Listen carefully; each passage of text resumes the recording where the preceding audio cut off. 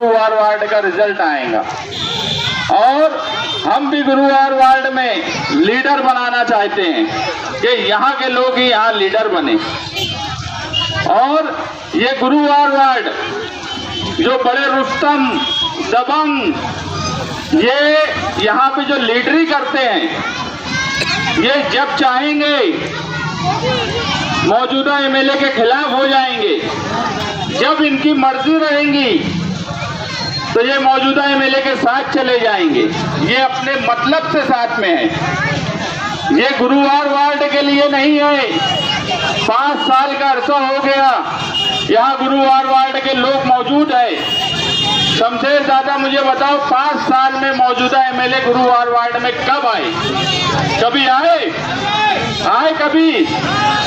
लेकिन यहाँ पे जो लीडरी कर रहे हैं ये अपने मतलब से आप लोगों को बेच देना चाहते हैं। ये गुरुवार वार्ड के लोगों की तकलीफ के लिए नहीं गए हैं। अरे जो लोग 5 साल मुखालफत करते हो और इलेक्शन के वक्त वो ये समझते हैं कि किसी को हमारी जो मर्जी होंगी हम वो करेंगे।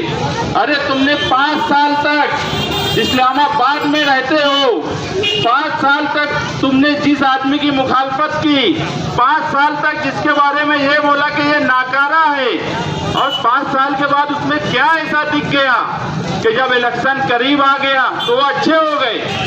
अरे आकर गुरुवार वार्ड की आवाम जिनकी लीडरी करते हो, अपने आप को बोलते हो कि हम यहाँ के लीडर हैं, उस आवाम से तो एक बार पूछे होते कि आप क्या चाहते हो। जो आज के एमएलए हैं हम उनके साथ जाएं कि नहीं जाएं? अगर ये सवाल करने के लिए वो यहाँ पर आए होते तो मुझे नहीं लगता कि गुरुवार वार्ड की आवाम एक मर्तबा भी बोली होती कि तुम उनके साथ जाओ, क्योंकि ये अपने मतलब के लिए उनके साथ हैं, ये आपके लिए नहीं है। इसलिए आपको सोचना है कि आपके लिए कौन है। आवाम की जमहूरियत जो है वो आवाम की मर्जी से चलती है, किसी लीडर के फैसले से जमहूरियत नहीं चलती। आवाम की वोट कोई चाहेगा कि आकर बेच दे, 5 साल गाली भी दे, 5 साल बुरा भला भी बोले और उसके बाद आकर वो अच्छे हो जाए, तो ऐसा हो नहीं सकता।